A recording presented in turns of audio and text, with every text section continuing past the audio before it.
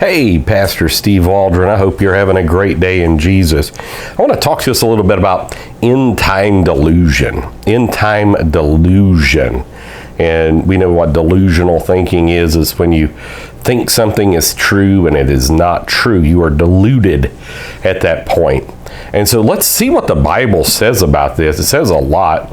We could go to the book of Isaiah where God says he's going to pick their delusions. But I'm in 2 Thessalonians 2 that pretty clearly talking about the end time.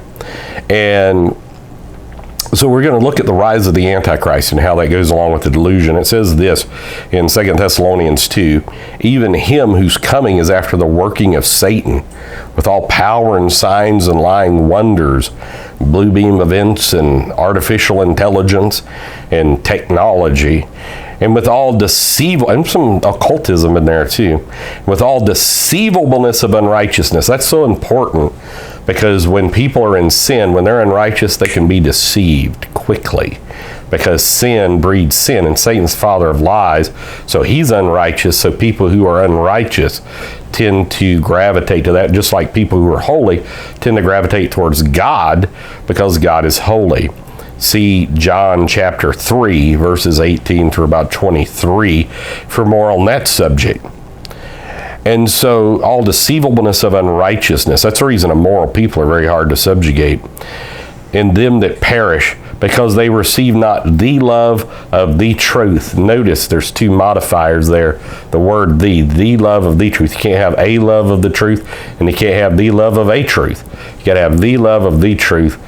Guard truth, buy the truth and sell it not. Proverbs 23:23.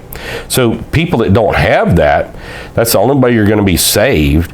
And for this cause, according to this, that they might be saved. And for this God that is truth, that is the spirit of truth, God shall send them strong delusion, not a little, strong delusion. It's going to have delivery system, not only demonic spirits, but through electronic media and authoritarian figures, strong delusion that they should believe a lie, that they all might be damned, who believed not the truth, but had pleasure in unrighteousness. Be careful what you let into your spirit, man. You have certain gates, the ear gate, the eye gate, the nose gate, the mouth gate, your five senses. And so don't have pleasure in unrighteousness. Don't try to be holy and get sin in your life, because Jesus is coming back for a bride that is without spot, wrinkle, blemish, or any such thing. So notice, God himself is going to send a strong delusion that they should believe a lie. And so this goes back to Romans 1, the reprobation paradigm. People, thinking themselves to be wise become as fools. And so just be extraordinarily careful in this end time. The kingdom of lies has been set up. Most of what's on media is lies. And I'm not talking about journalists and all of this kind of stuff. I'm talking more Hollywood entertainment and these type things.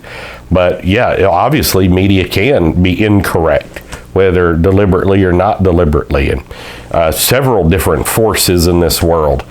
Wherever lies are, you need to make up your mind you're never going to tell a lie. And you're always going to just love the truth, buy the truth, sell it not. You're going to think the truth.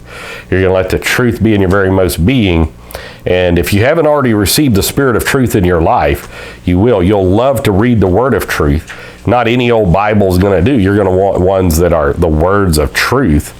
And because God himself is going to send a strong delusion. Notice, you're going to think you're right. And it's not going to be just a delusion. It's going to be a strong delusion that you believe a lie.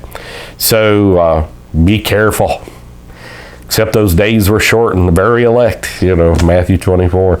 God bless you. We love you. Let's live for Jesus together. The more oft as you see that day approaching, the Bible says, get together. Talk with you. God bless. Bye.